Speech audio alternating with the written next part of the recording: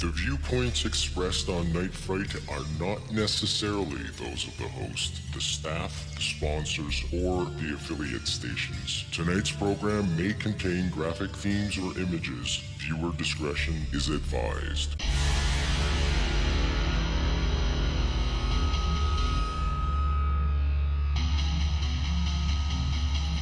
There is a time for question. There is a time for answers. There is a time to challenge. There is a time to speculate. There is a time for change. There is a time for truth. The time is now.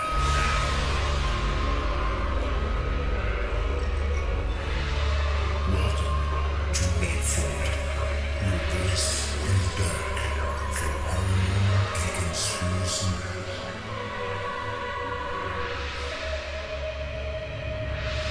And now your host, Brent Holland.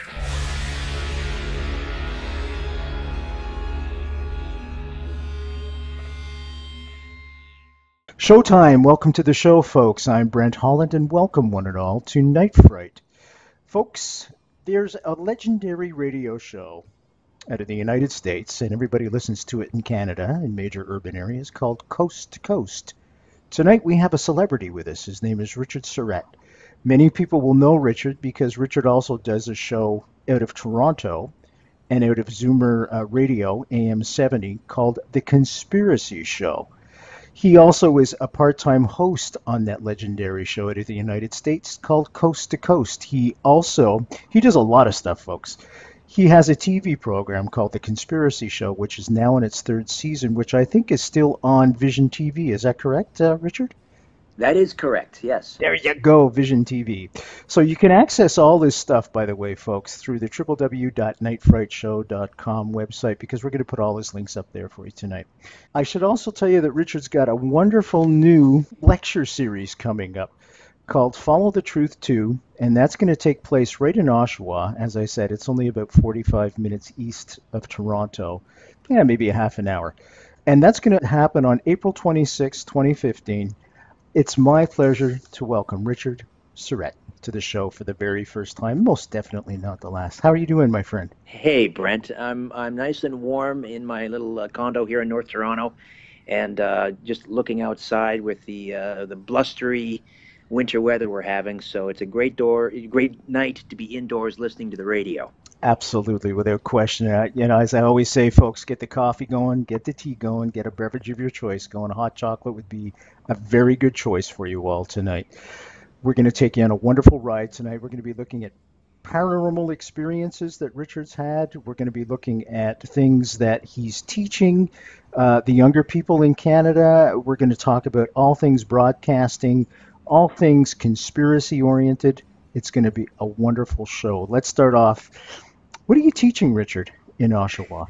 I'm teaching talk radio to second-year broadcasting students at Durham College, and it's the Durham College's School of Media, Art, and Design, MAD. I was a big fan of Mad Men, and now I am a madman in more ways than one, I suppose. But that's I'm teaching talk radio, and I also, in the fall, I teach Introduction to News Writing, and also writing for broadcast. Now, I've got to ask you this question. It's kind of a cliche question. I'm sure you get asked all the time. How the heck did you get into the paranormal / conspiracy realm? Was there any personal experiences or anything like that was in your background to kind of make you gravitate towards that makeup? Yeah, Brent, I have never seen a UFO. I'd like to. Me either. And I'm not even sure I've seen a ghost. Wait a second. You want to see a UFO? I would. I'm very Really? intrigued. I mean, I don't know what they are. I mean, I haven't nailed it down for sure. I have some idea. But what happened to me was when my father passed away on New Year's Eve, 1986. I was 22 years old, and I was home from university on Christmas break. And he had heart disease. And when he went fairly quickly and quite peacefully. Sorry. But I'm home from Christmas break, back in my old bedroom in my mother's basement in Brantford, Ontario. And the day, it was either the day of the burial or the day after, uh, I went to bed, and the rest of my family, my brothers, sisters, brother-in-laws, were in the adjoining room, and I remember this distinctly. They were watching Saturday Night Live, which was kind of a family tradition. Whenever we all got together, we would watch Saturday Night Live. And so they're up watching it, and I fell asleep to them, to the sound of them listening to SNL or watching SNL. Then I woke up. I'm guessing it must have been, very early in the morning or late at night, however you want to look at it. And the first thing I realized it was pitch black, and the TV was no longer on. And I realized, it's very late. The show's over. They've left. They've gone home. And I was the only one, aside from my older brother, I think, who was upstairs in the house along with my mother. Now, so I'm guessing it might have been around 3 in the morning. And for whatever reason, I felt a presence in the room, and I rolled over. And I looked towards, the door was not a solid, it was one of those kind of accordion type doors that you would slide. And there was someone coming through the door. Now, it's a basement bedroom, so it gets very dark. Mm. And the only way I could tell that there was a presence coming through the door was it appeared to be wearing a sweatshirt that I used to have that had a University of Victoria insignia on it, and that glowed in the dark slightly. It was slightly luminescent. And so I saw this, and I'm confused, because why is someone, either my brother or my mother, wearing my sweatshirt coming through my bedroom door at God knows what hour of the night or morning? And so the first thing I do, kind of reflexively, is I rub my eyes.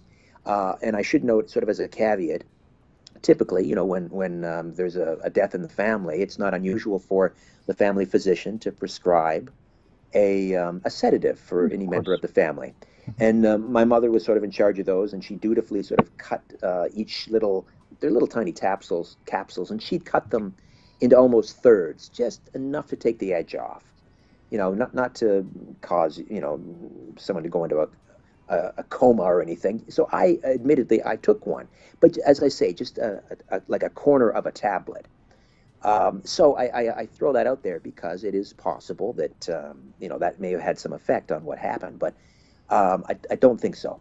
So this figure is coming now towards my bed, and I'm calling out to it. Now, this is 30 years ago, Brent. I'm the fog of war, as Brian Williams might say. So I think I called out my mother's name, and no answer. And then I start, waving my arms in front of my head to see, can I touch something? Is there something there? And here's how I reason that I wasn't dreaming. I looked to my left, to the nightstand by the bed, to see what time it was, instinctively.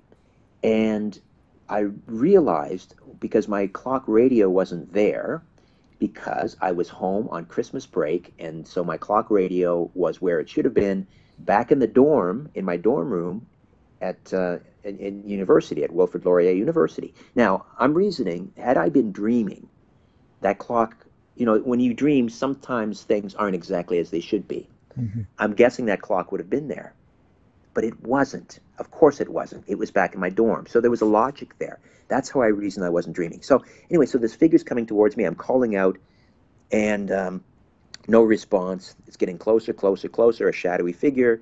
Doesn't appear to be too tall. And now here's where it gets a little foggy. At some point, I lay back down and I closed my eyes. I'm not sure why I would do this. I never remember being afraid, just confused, befuddled. I couldn't piece what was going on together. Was this the sedative, talking? What's going on? Then when I opened my eyes, this figure was hovering above me, parallel with my body. So its head was parallel, staring down at my head, and it was sort of hovering above me lengthwise, head to head, toe to toe. And I looked up into this specter's face, and it was me. And now I'm really confused. I'm thinking, what the heck is going on? I really didn't know anything about doppelgangers or out-of-body experience or astral travel or any of that at that point. So again, instinctively, I wave with my hands, and my hands are going right through this figure, and all of a sudden, almost like a waveform, it collapses into like a singularity, like a little dot, and get sucked up into the corner of the room like that, gone. And that was my experience. And for the next dozen years, I would talk to people, paranormal researchers, psychics, mediums, what have you, asking them, "What do you think that was? Why did I see me?" I never mentioned it to my family until years later, when my brother-in-law, who was quite close to my dad, confessed to me that one night he was getting into his car after he was teaching at Conestoga College, went out to the parking lot in the middle of the night, got into the car, and immediately sensed my father's presence in the back seat. It's one of those things where you can't really describe. You sort of see them, but you don't exactly see them. And my brother-in-law confessed that he got quite angry that my father was in the back seat, and he wanted to know, why are you here? Why aren't you with your family? Why are you bothering me? Then I told him what happened to me. And then subsequently I learned about things from my mother, how she would hear heavy breathing beside her in the middle of the night. My wife, before we were married, was visiting my mother in Brantford and stayed in a bedroom upstairs and felt the presence of someone come into the room and kiss her on the forehead. And she saw sort of black wavy hair and glasses, which, my father wore glasses, had dark wavy hair. That is sort of the sum total of my paranormal experiences. Wow. And what experiences they were. Now, you had mentioned there was an absence of fear in your particular case. Was there an absence of fear with your mother's case as well? Your mother's cases? No, she was quite shaken. Hmm. One of those situations where definitely her distinct breathing, like my father, if he were asleep beside her. She thought maybe there was an animal outside, beneath the bedroom window in the garden. She went out, she looked, she checked under the bed, the closets, and all the while the breathing, even with the lights on, is persisting rather. My in my wife's case, she was in Brantford. I was actually on the air at CFRB doing a show, and for some reason during a commercial break, I went back to the office, which I never do. But for some reason, I went back to the office, and sure enough, the message light was flashing on the phone. And so I dialed the number to retrieve messages, and it was my wife, the mighty Aphrodite, I call her, calling and leaving a message from Brantford. And she was very upset, um, speaking very quickly, almost in a panic, trying to explain to me what had just happened. And this was feeling the presence of someone coming into the room and so forth. And then all of a sudden, I've never heard this on a digital phone answering service. There was this white noise, and her voice kept cutting in and out, and she sounded very, very distant while she's telling me the story. This white noise, um, and so I had to get back to the studio. The break was over. I called her after the show, and she told me everything that had happened. And then even while we were talking, that white noise was coming in. It was very, very bizarre. Richard, what scares you? What's the scariest thing for you in the whole world? Letting my family down. Ah, and what would happen if that were to happen? How do you define letting your family down? Not being there for them, whether it's emotionally, materially, providing, not being able to provide. The same sort of things that worry most, not only parents, but also adult children of parents. Hmm. Anyone who is responsible for someone, and we are all responsible for someone. We may not realize it. Someone may feel um, that they don't have any responsibilities, but maybe there's a friend that looks up to them that they're not even aware. They are sort of in a way responsible for that person. So that's what I think scares me the most. But nothing sort of otherworldly. I happen to be an Orthodox Christian, and so the idea of death, for example, may sound strange to some people. I'm kind of looking forward to finding out, what it's like on the other side. So Hmm. that doesn't that doesn't upset me. That doesn't worry me. The JFK Assassination, the definitive book by Brent, Holland. From inside the Oval Office to Daily Plaza, first-person witness accounts. Order yours right now. nightfrightshow.com.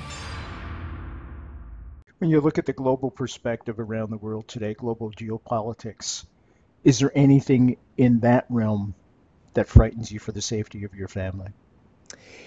Well, I am concerned, obviously, about the future. What kind of world will my children inherit and grandchildren?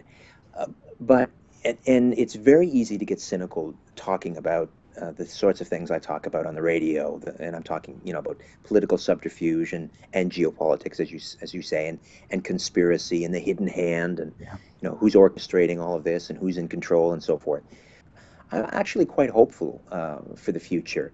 I was speaking with James Canton on Coast to Coast the other night, and he was saying that the next 10 years, the acceleration of change will look like will dwarf the previous 10,000.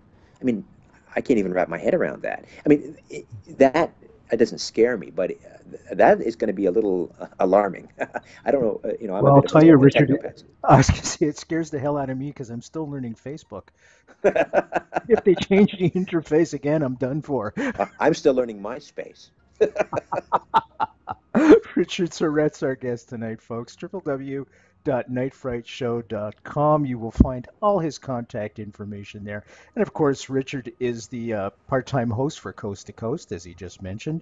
He also has his own television show called The Conspiracy Show on Vision TV, and you can see it up in Canada and probably online. I suspect there's a way you could probably view it online as well. And he has his own radio show, The Conspiracy Show, every Sunday night on Zoomer Radio, which is, I think, 740, if I'm not mistaken. Correct. Richard, just let me read this, and this is from your newsletter, The Dead Drop.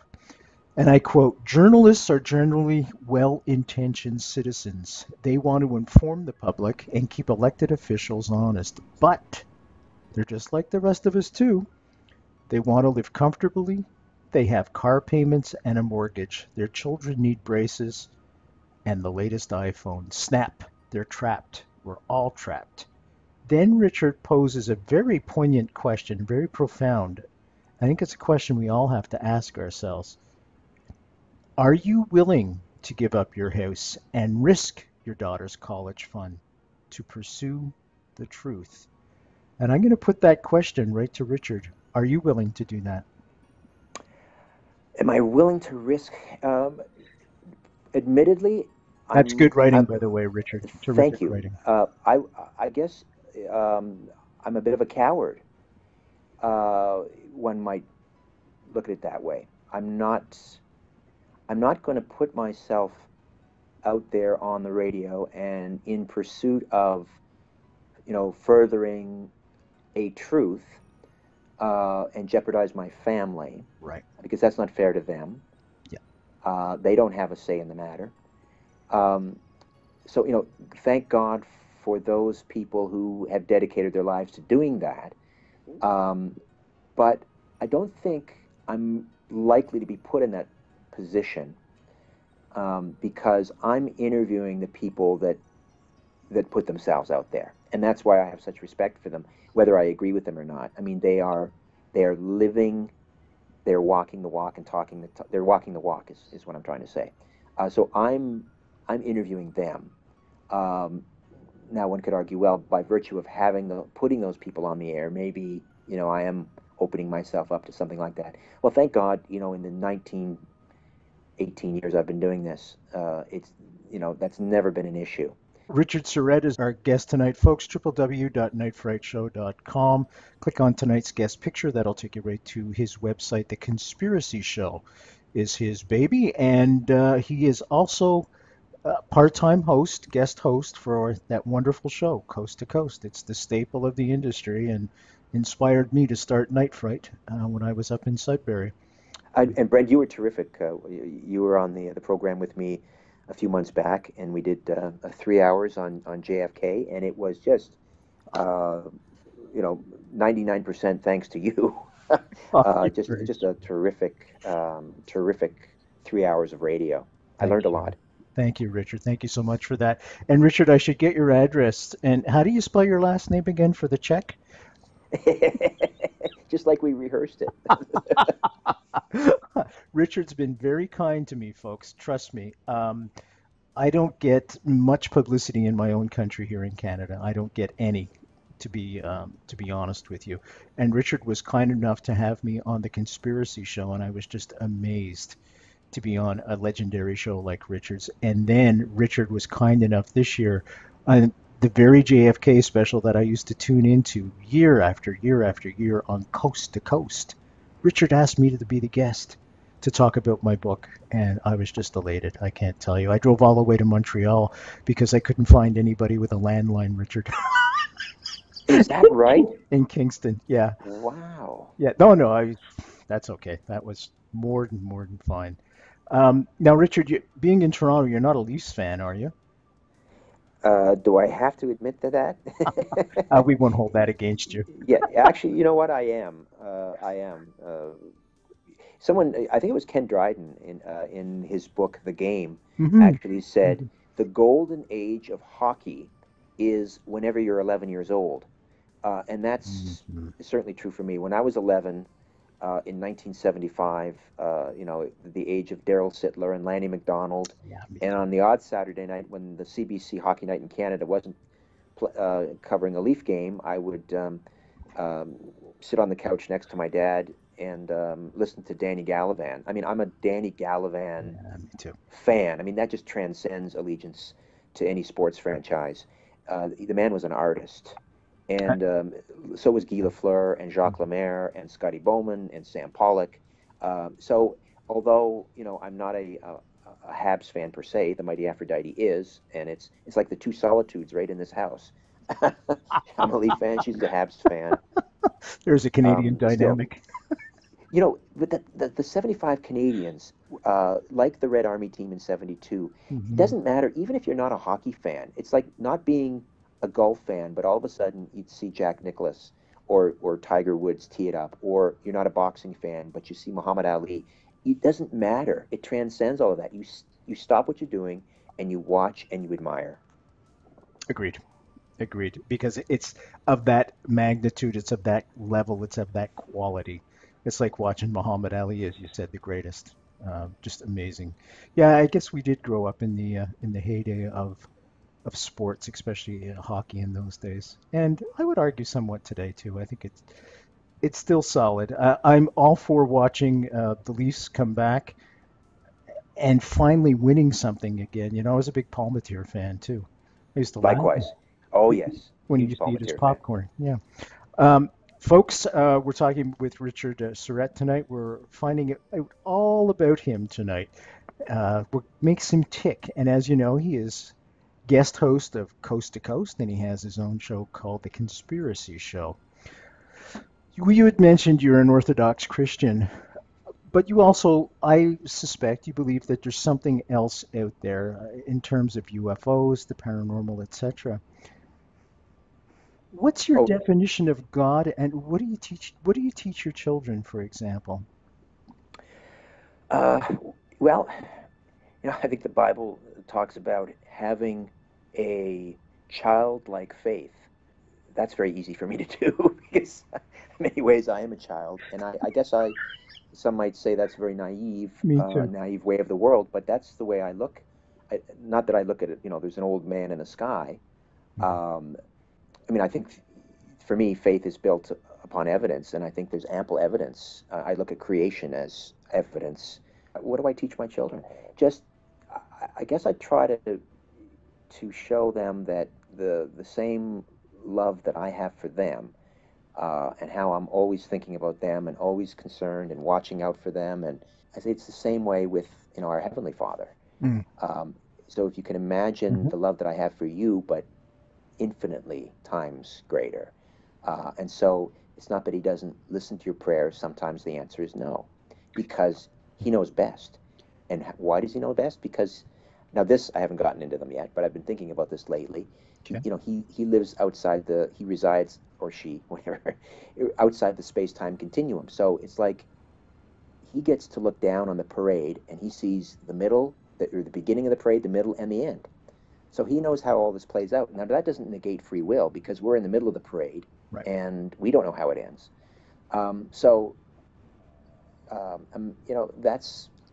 That's the way I look at God, as just this infinite wisdom and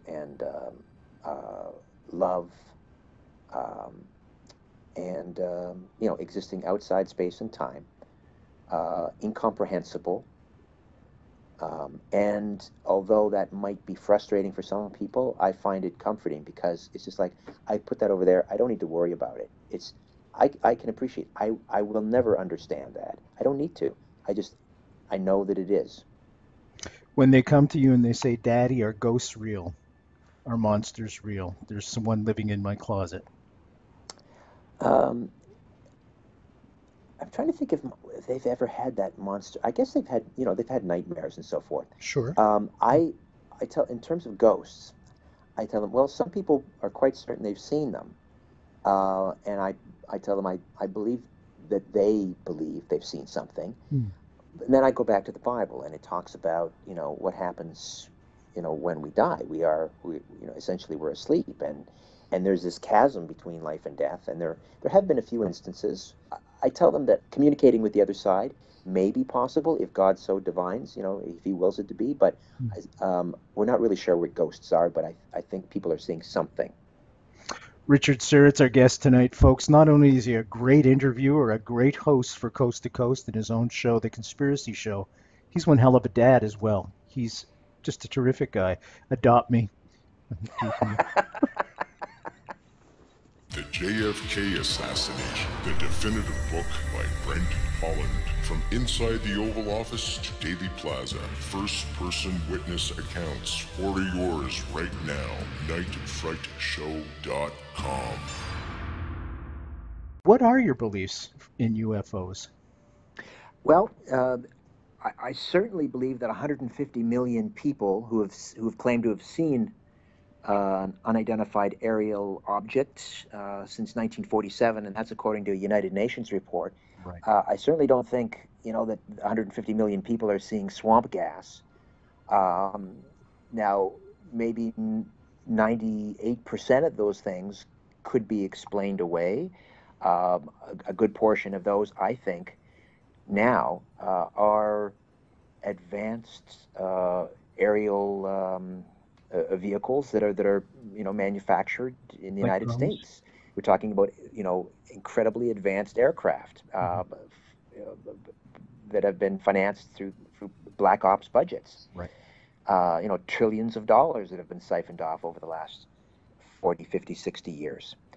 Everything from anti-gravitics to near light speed travel. Who knows what they have? As Ben Rich said, the former director of Skunk Works, which was Lockheed Martin's sort of advanced secret program, Ben Rich said on his deathbed, "We have things out in the desert in hangars that are 50 years beyond your wildest imagination. And if you've seen it on Star Trek or Star Wars, we've been there, done that, or decided it wasn't worth the trouble."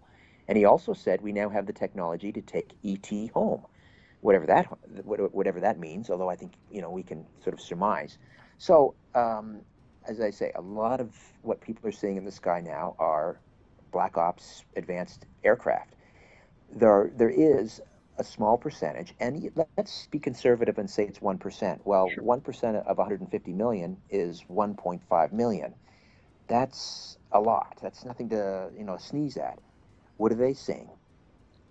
I believe that we hold a very special place in the universe. I believe the universe was created just for us. And although having said that, I don't believe that the existence of extraterrestrials necessarily negates the existence of God. One of the reasons people cite for there being a sort of a lid of secrecy regarding the UFO ET issue is that if the truth got out, it would be too disruptive to the world's religions, and I don't see that at all. That would, if they were to land on the White House lawn, that's not going to change my view of God. It simply it simply alters my view of creation. But I think, to cut right to the quick, my present belief, and it can be massaged and altered, given more data. But presently, I believe that we are talking about interdimensional entities. They could be angelic or demonic, um, and that certainly it actually resolves one of the big issues. Well, there's the Enrico Fermi paradox, which is, given the vastness of the universe and the number of Earth-like planets, where are they? Where are the aliens? Um, the, if they're flitting in and out of our reality, in and out of our dimension, that certainly explains, why people report seeing them and then all of a sudden they're gone. Um, so it resolves the Fermi paradox. And it also explains, the other big stumbling block is the vastness of space, and they would have to travel, light years. It would take them years and years to get here to do what? Observe some, poor farmer in the Ozarks and then take off. Never been able to, wrap my head around why they would do that. So, I think that their being interdimensional answers a whole lot of riddles. Well, I'll ask you a cliche question. Why are they here? Well, if they are in fact interdimensional, and we're talking if they're from the angelic realm, well, angels are messengers from God, so they're here to intervene on our behalf. They were created by God. They're not human. They are sort of sent here to watch over us to a certain extent, to deliver messages, perhaps to intervene on our behalf. And if they're playing on the other side, then they're here obviously to muck things up, and they hate Lucifer and his legions. They hate mankind because he believes that God loves us and not him, and that we are favored. And they are here to do everything they can to forestall, the return of the Messiah. So that's, obviously, I recognize, quite apart from the more popular view of ETs, and that is sort of the Steven Spielberg ET version. They're here to love us, to welcome us into the cosmic neighborhood, to prepare us, maybe to provide us with cures for every known disease, to heal the planet. I don't necessarily see ETs as being here riding in on a white charger to save us from ourselves. It's admittedly a very different view, and it's not, I have to tell you, not a very popular one when you go to UFO conferences. Richard, how do you feel about exorcisms and possessions?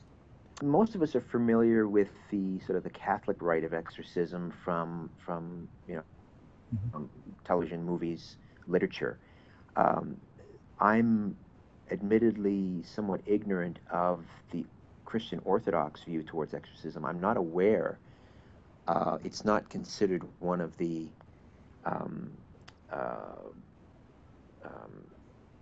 rites of the like baptism or chrismation or marriage, or it's not one of the sacraments, as far as I'm aware. So I guess in that sense, I'm kind of on the outside looking in, but believing in God, believing in the Bible, and I don't believe that every word of it is literal. I mean, much of it is written in parable, much of it is an allegory, some of it is metaphor, but some of it is, I believe, literal.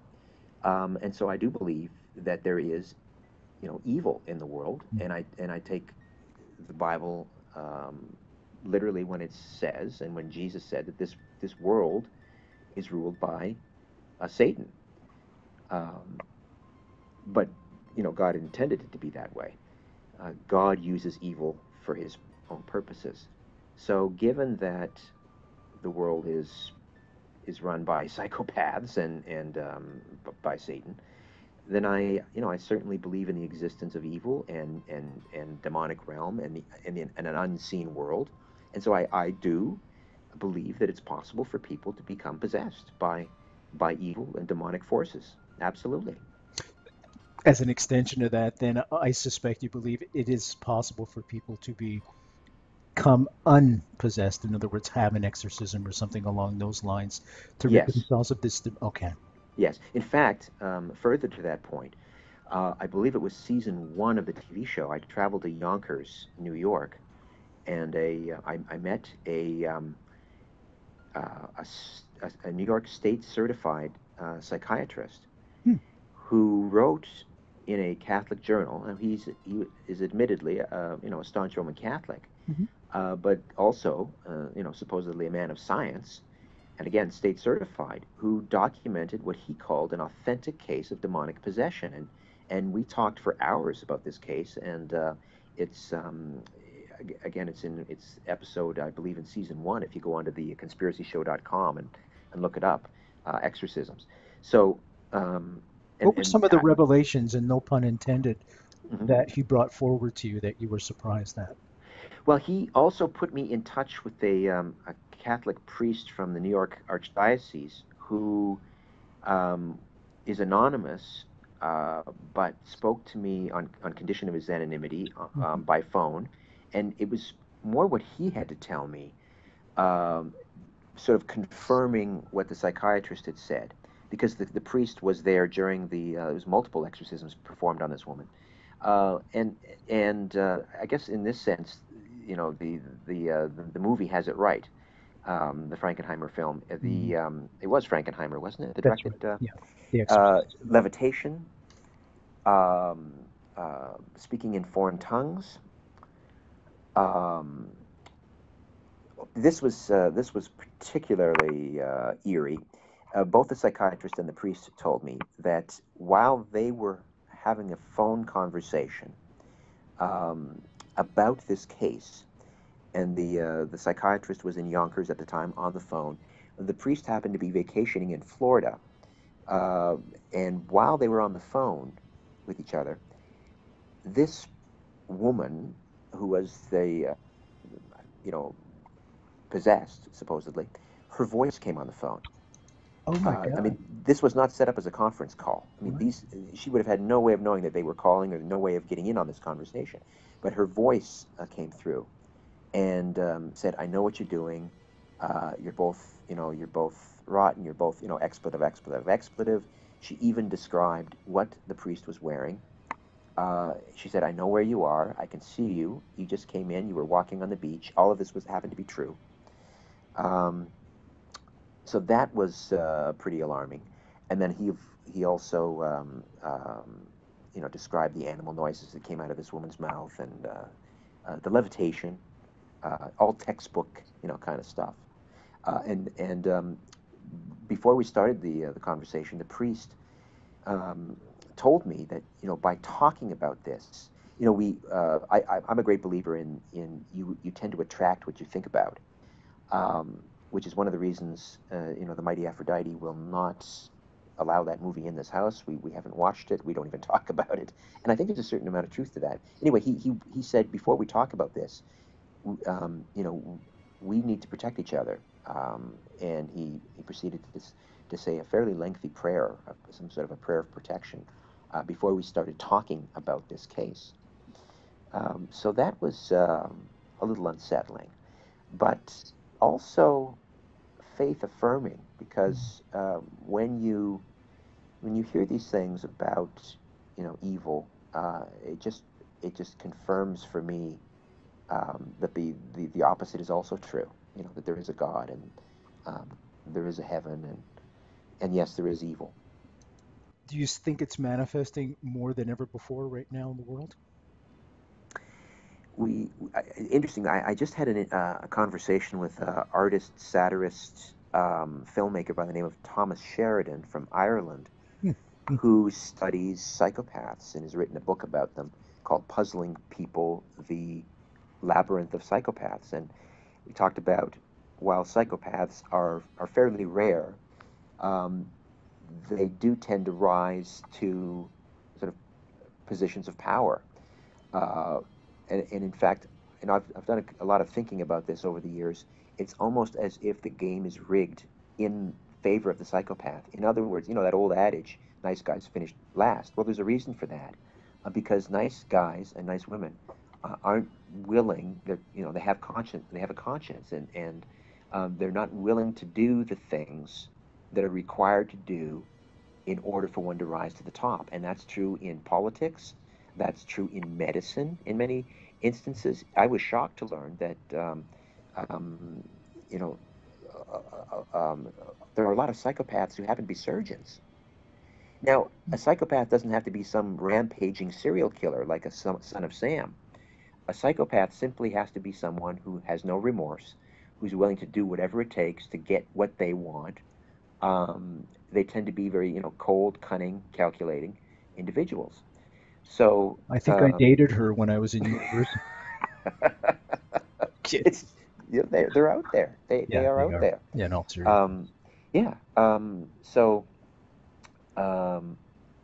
And I think the fact that there are psychopaths, men and women, who hold positions of power, that explains an awful lot.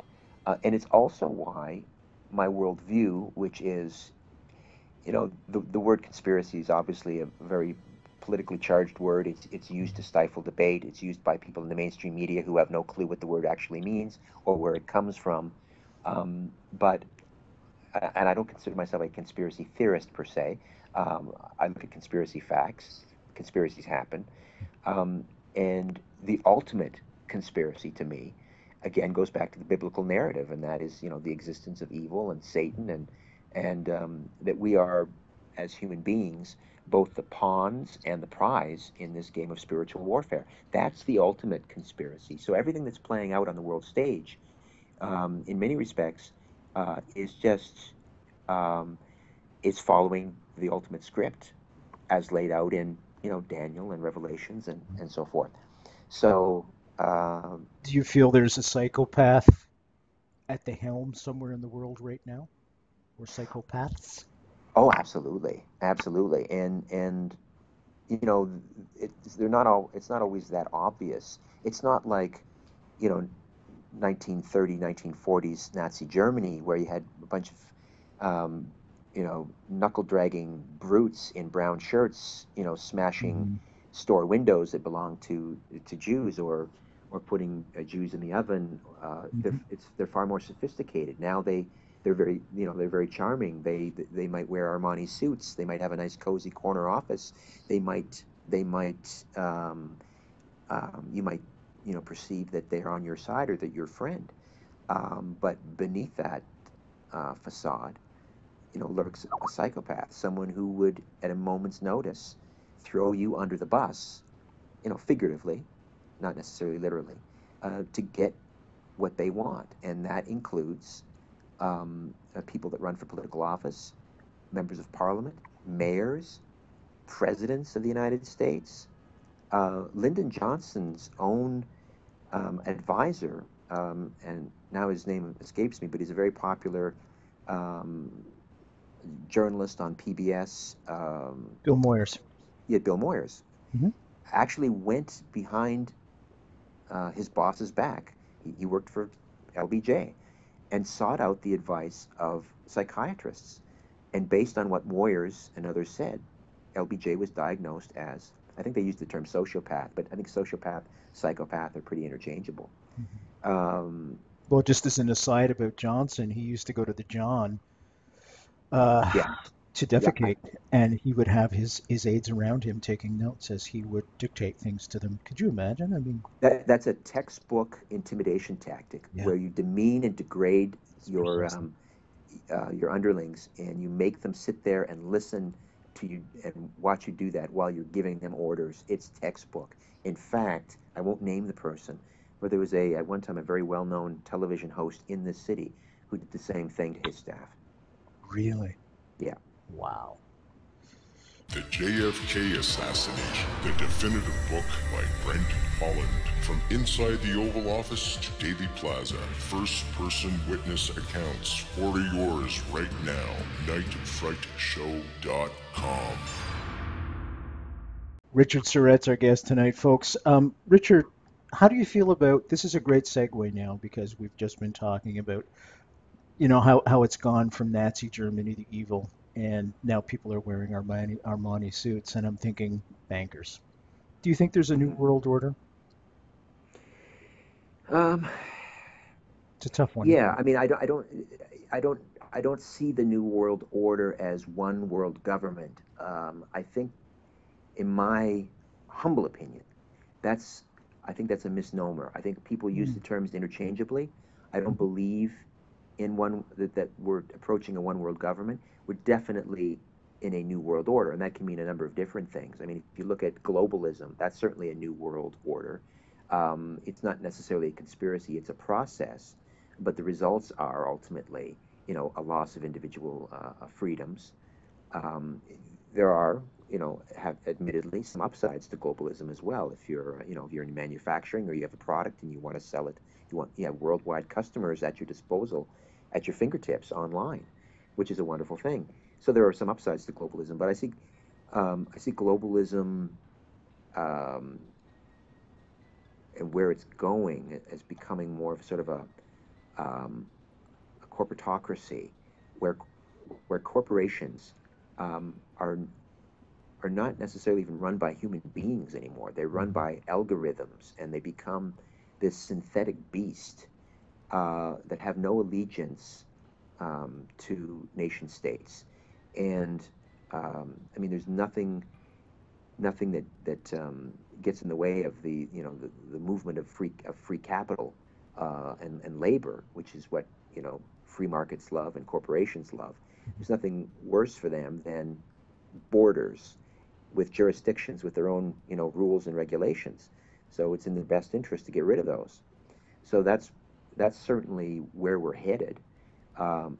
Stopping it may be ultimately like shoveling sand against the tide. Do you find Yeah. you're ostracized by mainstream media, taken as a quack, a kook? Uh, yeah, my colleagues that I've worked with, No. particularly sort of the morning guy. That's he gets his picture on the side of the bus. Um, they really don't know what to do with me. Um, They can't and pigeonhole you, can they? no, and I also I'm not reading off a script. They're the morning guy. They have to be the good corporate citizen, and I understand there are Sure. challenges with that, and that's fine. Many of them do a great job, and I couldn't do what they do. But in many ways, maybe I have ostracized myself. When you're doing this kind of program, it's not going to work. You couldn't do your show at 2 o'clock in the afternoon, nor could I. It just wouldn't work. There's something about a late night audience. Bingo. So I kind of, if You got it. if I'm going to be ostracized, I'm kind of glad that I'm ostracized to late night, overnight radio, because they're the they're the greatest audience. Agreed. It's not passive listening. You're not being heard in a car when there's six people in the car fighting for attention, and then they're out of the car in 15 minutes. You have a captive audience. They're That's right. They sitting can there focus. in their den, listening to you. They have their earbuds in. They're listening to the podcast. You have their undivided attention. They're fully engaged. And late night audiences, I just think I'm biased, but I think they're intelligent, far more well read, uh, and Completely. just passionate and wonderful. You know, part of the questions I'm asking you, I get asked myself, especially the ostracization from various media and things like that. And then, I'll interview somebody like Jane Goodall, and Jane Goodall told me she firmly believes there is a creature called Bigfoot. Yes. And what are your views on Bigfoot? And My first reaction is, why not? Why the hell yeah, not?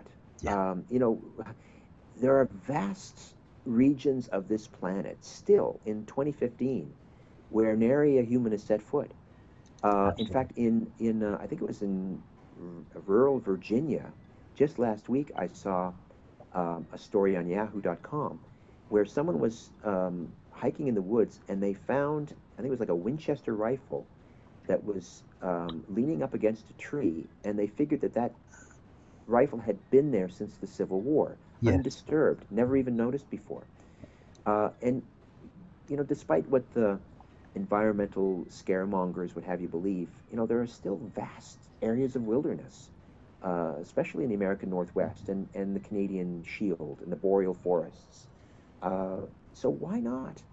Um, you know, and part of me wants to believe Yeah, me too. I that love those that there is mysteries. this creature out there, this 8 foot, elusive, foul-smelling, nocturnal, somewhat elusive, or somewhat shy, You see, by once some again, accounts. Richard, I swear to God, I dated her.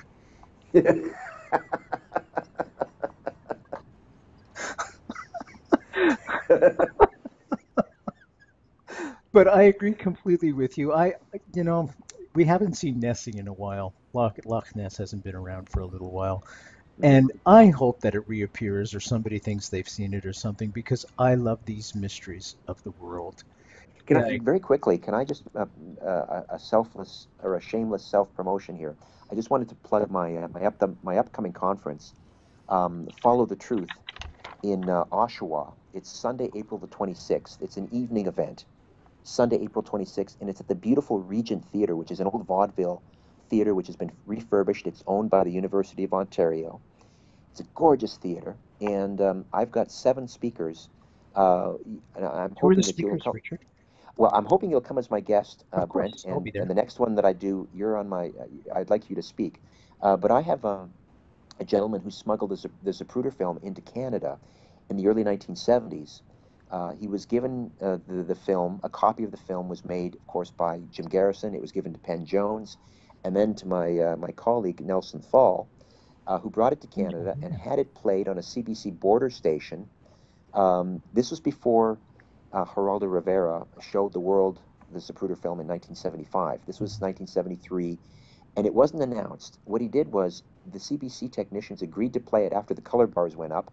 It was unannounced. They played the Zapruder film, which is what, 30 seconds, 22 seconds. Something like that. Yeah. And what he did was, Nelson Thal, he alerted all of the universities and research centers and people he knew that were within the broadcast area. And in those days, we didn't have our own little portable VCRs or DVD players or TiVo or anything like that.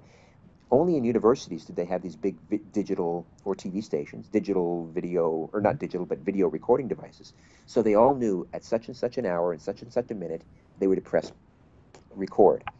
And so this is how copies of the Zapruder film were sort of disseminated to JFK assassination researchers and others throughout sort of southern Ontario, upstate New York, etc., because he smuggled that film. Anyway, Nelson is going to, we're calling it Unpacking the Zapruder Film. He's going to look at it frame by frame. Um, that's one. We also have the Honorable Paul Hellyer talking Ah, about the Money Mafia. He was on Coast to Coast last night with George Norrie. sure. Paul's Uh, been on here too, and I'm sure you've spoke with him as well. I have, Fascinating I guy. have. Yeah. We Ask him also about the have, Avro Arrow. I'll ask him. yes, He thinks there's fascinating one at chap. Area 51. Sorry to interrupt you. Oh, is that right? I didn't Yes. know that. Yeah. Amazing. Wouldn't be surprised though. I mean, that aircraft, Sure. even today, would be an incredible advanced aircraft, even though it would be, almost 60 years old. Anyway, I will ask him about that. We also have Dr. Gary Chang, who is a professor at Redeemer College in Ancaster, who owns an almost exact replica of the Shroud of Turin, the reported burial cloth of Jesus Christ. He's going to bring that. We're going to have an exhibit of this replica, and I'll be interviewing Dr. Chang about this remarkable Christian artifact, relic.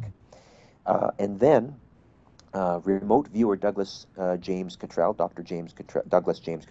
Sure. will be on the stage in a deep meditative trance, attempting to contact the Akashic Record in remote view. Rosemary Ellen Guiley, who is a regular on my radio show, will be here. We're flying her up from the U.S., and she's bringing her spirit boxes with her, and will attempt to communicate with the spirit world in the fabulous Regent Theatre. And Jane Steele, a broadcaster playwright, will be discussing the lost and found tribes of Israel. Looking forward to that. Me too.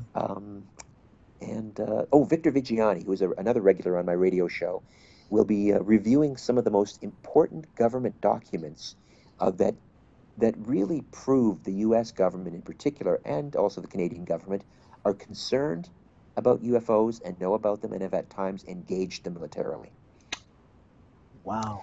Oh, and This so is for going to be an information, explosive show. That's fantastic. I'm very excited about it. So if people Yeah. want to learn more about Follow the Truth, they want to attend the conference, they can go to the website, www.followthetruth.tv. Followthetruth.tv. the speakers, the entire agenda, all the speakers' bios, the box office telephone number there to order tickets. Followthetruth.tv.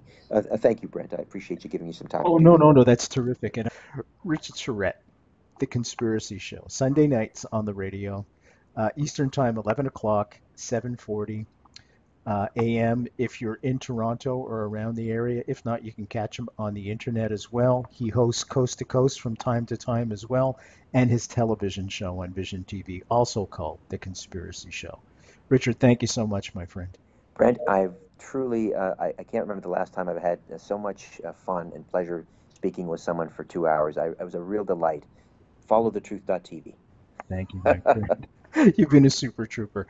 I'm Brent Holland from Night Fright. Thank you all for joining us tonight, and thank you again to Richard. See you all next time.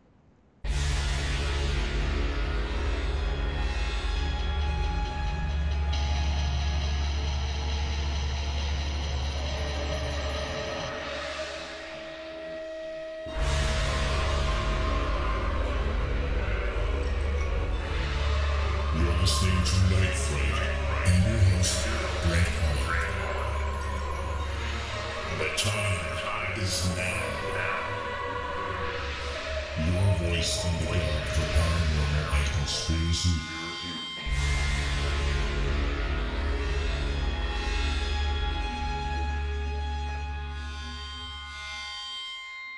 The JFK Assassination, the definitive book by Brent Holland. From inside the Oval Office to Daily Plaza, first-person witness accounts. Order yours right now. nightfrightshow.com.